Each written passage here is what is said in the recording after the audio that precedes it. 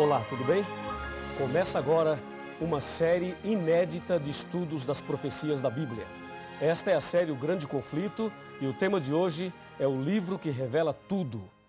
Aqui nas minhas mãos eu tenho a palavra de Deus, a Bíblia Sagrada. No capítulo 1 do Apocalipse, no versículo 3, lemos: Bem-aventurados aqueles que leem e aqueles que ouvem as palavras da profecia e guardam as coisas nela escritas, pois o tempo está próximo. Meu amigo, vivemos exatamente num tempo em que o grande conflito entre o bem e o mal se intensifica cada vez mais.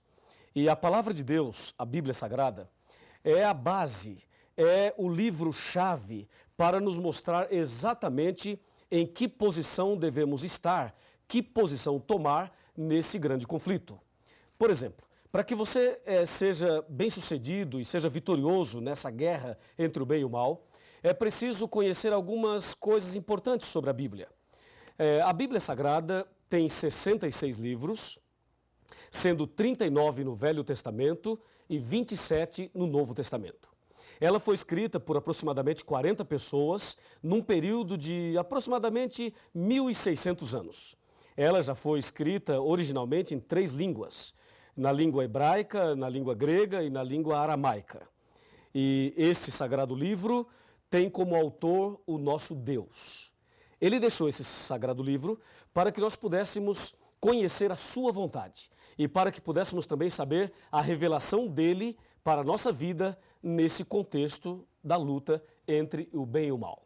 Me acompanhe agora que eu tenho algo muito importante a te mostrar. Por exemplo, a Bíblia Sagrada está subdividida em 5 pequenas partes. A primeira parte é história. A segunda é poesia, a terceira profecia, a quarta evangelhos e a última cartas. Vamos analisar uma a uma. Por exemplo, história.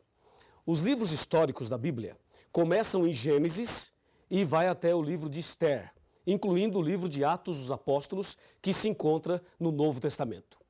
A parte histórica da Bíblia, aproximadamente 90% do que está escrito lá se entende como se lê.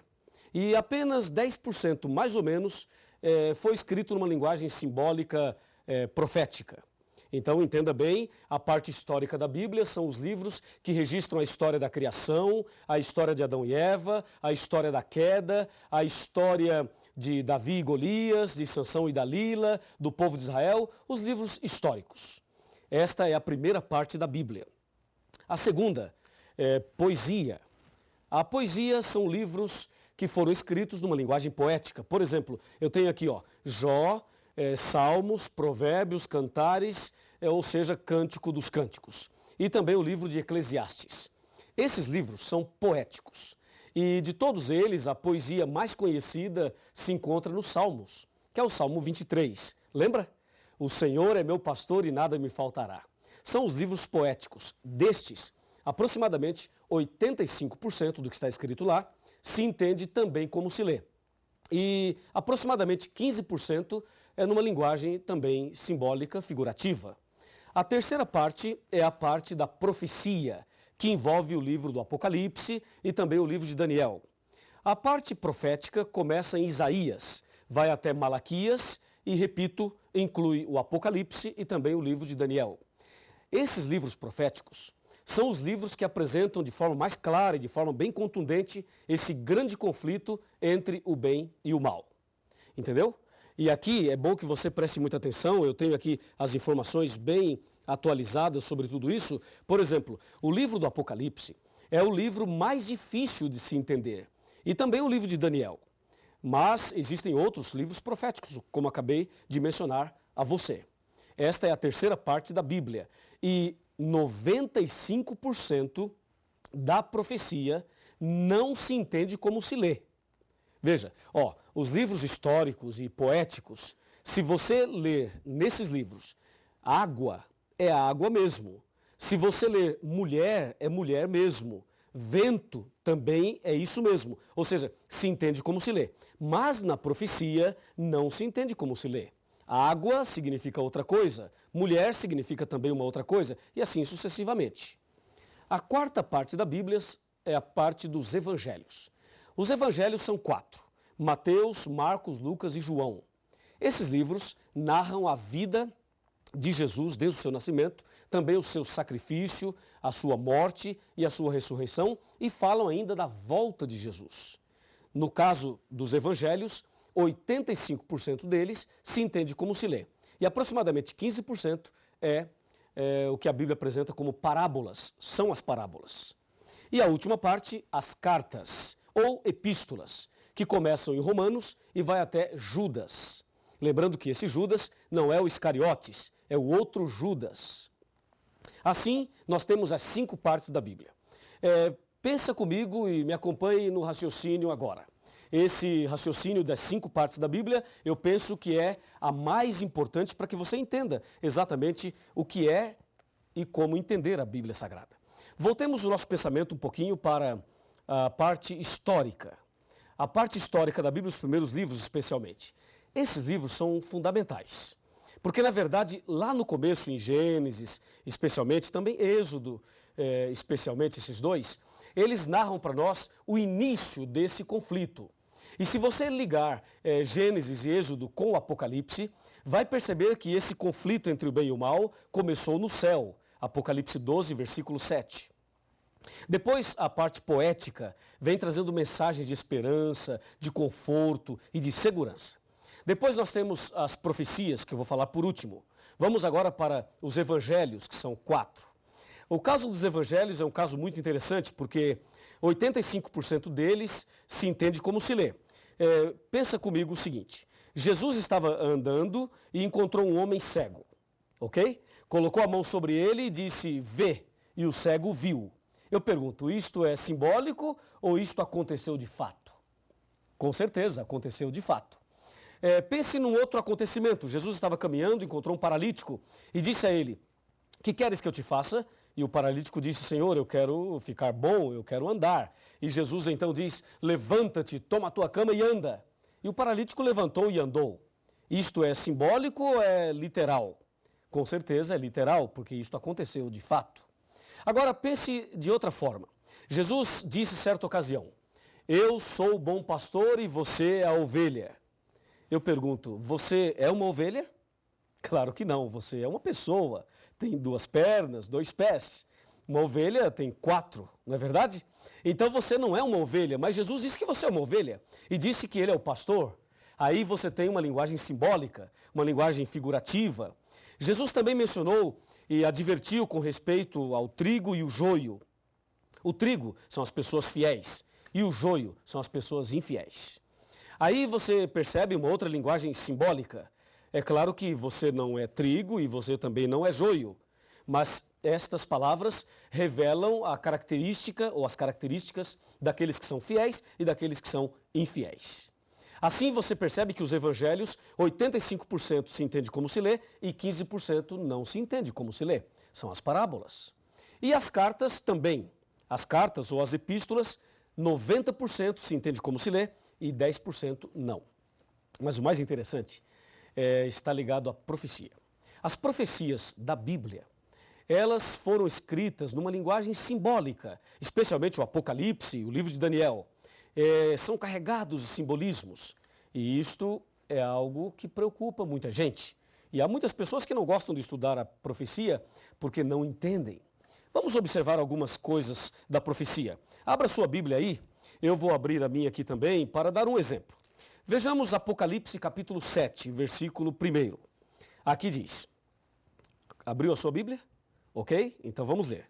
Depois disto vi 4 anjos em pé nos 4 cantos da terra, conservando seguros os 4 ventos da terra, para que nenhum vento soprasse sobre a terra, nem sobre o mar, nem sobre árvore alguma. Percebeu alguma coisa diferente? Se você não percebeu, eu vou ajudá-lo. Aqui diz que tem 4 anjos nos 4 cantos da terra, segurando os ventos. Primeiro problema, a terra é quadrada? Ou é retangular para ter 4 cantos? Não, a terra é redonda.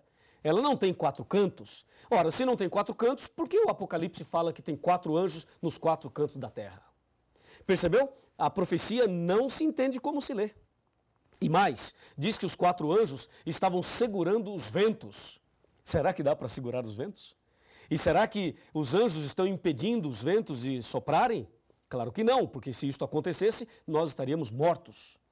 Então, ficou claro que a profecia não se entende como se lê. E aí você deve pensar, pastor, como é que se entende? Calma, nós vamos chegar lá. Esse é apenas o primeiro estudo dessa série. Veja um outro exemplo. Abra sua Bíblia em Apocalipse 12 e confira comigo o que diz o Apocalipse 12. Versículo 1. Viu-se grande sinal no céu, a saber, uma mulher, vestida do sol, com a lua debaixo dos pés e uma coroa de 12 estrelas sobre a cabeça. E aí? Na sua cidade, na sua rua, no seu bairro, você já viu uma mulher assim? Claro que não, não existe. As mulheres são bonitas, não há dúvida nenhuma, mas uma mulher como esta aqui não existe. E se não existe, por que o Apocalipse apresenta uma mulher assim? Percebeu? Mais uma prova de que a profecia não se entende como se lê, até porque uma mulher assim não existe. É ou não é? E se você observar aqui, ó, o capítulo 13, e aqui está o ponto que as pessoas têm medo, ficam assustadas, mas não fique com medo, porque a Bíblia vai nos revelar tudo nesta série do grande conflito. Veja Apocalipse 13, versículo 1. Vi emergir do mar uma besta que tinha 10 chifres e 7 cabeças, e sobre os chifres 10 diademas, e sobre as cabeças nomes de blasfêmia. E aí? Imagine uma besta saindo do mar. Isso é assustador, não é? E algumas pessoas acham que é pecado ir à praia porque a besta vai sair do mar. Que absurdo, é ou não é? Sabe por que as pessoas erram? Sabe por que as pessoas interpretam erradamente a Bíblia e pregam uma coisa que a Bíblia não diz, não ensina? É justamente porque não estudam a Bíblia. E você está de parabéns porque está aqui hoje estudando a Bíblia conosco. Em São Mateus capítulo 22, versículo 29, está escrito assim, ó: errais por não conhecer as Escrituras e nem o poder de Deus. Esse é o problema das pessoas. Não estudam a Bíblia, por isso erram. Mas eu tenho certeza absoluta que a partir de hoje você não errará mais, porque nós vamos conhecer a verdade da Bíblia. A Bíblia nos revelará tudo que você precisa saber para vencer nesse grande conflito, para ser vitorioso nessa guerra entre o bem e o mal. Aliás, eu quero dizer a você o seguinte: Jesus esteve nesse mundo. Jesus veio a esse planeta há mais ou menos 2000 anos atrás. E Jesus morreu na cruz. E quando ele morreu na cruz, ele estava pagando o preço do pecado e ali na cruz ele estava conquistando a humanidade e vencendo essa luta entre o bem e o mal. Ou seja, nesse grande conflito, Jesus já é vitorioso. E uma grande notícia para você: se você tem Jesus no coração, se você anda com Jesus, então você também é mais do que vitorioso. Não é maravilhoso saber disso? Por isso é importante o estudo da Bíblia. E agora, pense comigo na frase final. Me acompanha aqui. Aqui tem uma frase final para você. Por favor, chegue mais perto. Vamos conversar. Pode chegar mais perto, um pouquinho mais. Um pouquinho mais. Olhe bem dentro dos meus olhos. Está olhando? É o seguinte: eu não te conheço. Não sei o seu nome, não sei quem você é, não sei onde você mora. Mas eu sei que você deve ter suas lutas, seus problemas, suas dificuldades. Deus conhece você e Deus também me conhece. E eu não sei exatamente por que você está aqui hoje estudando a Bíblia. Mas uma coisa eu te digo em nome de Jesus. Em João 8,32 está escrito aqui na palavra de Deus o seguinte: e conhecereis a verdade, e a verdade vos libertará. Se você conhecer a verdade a partir de agora, se você fizer essa série completa, você vai conhecer toda a verdade. E Deus vai libertar você, vai transformar sua vida, vai fazer de você a pessoa mais feliz do mundo. E nesse grande conflito, você será vitorioso, você será vitoriosa. Presta atenção, minha amiga, presta atenção, meu amigo. Eu vou orar por você. E Deus te dará a vitória nesse dia e nessa série de estudos bíblicos. Você não quer aceitar fazer o curso completo e não quer ter Jesus no coração e você não deseja ser vitorioso também nessa guerra entre o bem e o mal? Que pergunta que eu estou fazendo. É claro que você deseja, é claro que você quer. E se você assim deseja, se você quer isto, então feche os seus olhos e vamos falar com Deus. Querido Pai Celestial, muito obrigado por esse primeiro estudo da Tua Palavra. Ela é lâmpada para os nossos pés e luz para os nossos caminhos. Ela revela Jesus, aquele que já venceu na cruz em nosso lugar. Ajuda-nos agora a conhecer melhor a Tua Palavra e a andar nos Teus caminhos. Abençoe essa pessoa que está orando comigo nesse instante e envia o Espírito Santo para fazer o milagre na vida desta pessoa que tanto necessita. Em nome de Jesus. Amém. A sua entrega é total. Você não pôde mais adiar. Jesus chegou ao seu coração, chamou por seu nome, você atendeu. Algumas lágrimas vêm e vão lavando qualquer temor. O Santo Espírito está aqui, lhe abraça e lhe diz o quanto esperou. Sua vida vai desabrochar, vai sorrir, vai cantar, começando aqui e por todo sempre. O amor de Deus vai lhe acompanhar. Ele prometeu, jamais vai deixá-lo. Você não estará sozinho a vagar.